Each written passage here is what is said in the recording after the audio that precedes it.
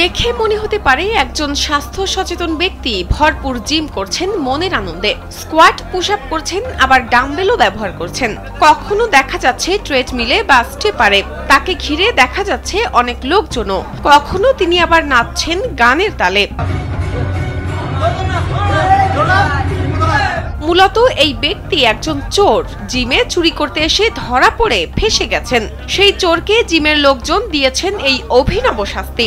একের পর এক শারীরিক কসরত করাই তার শাস্তির অংশ।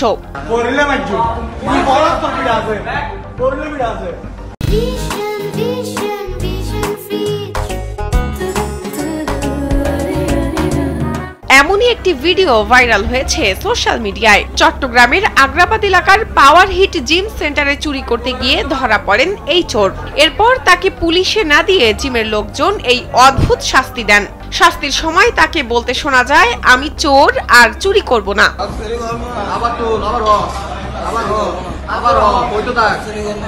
ভিডিওটি সোশ্যাল মিডিয়ায় ব্যাপক হাস্যরসের সৃষ্টি করেছে। চুরি করতে গিয়ে ধরা পড়ে ব্যায়াম করার শাস্তি একটি অভিনব শাস্তি বলে মনে করছেন নেটিজেনরা। শাহনাজ পারভিন, কালবেলা।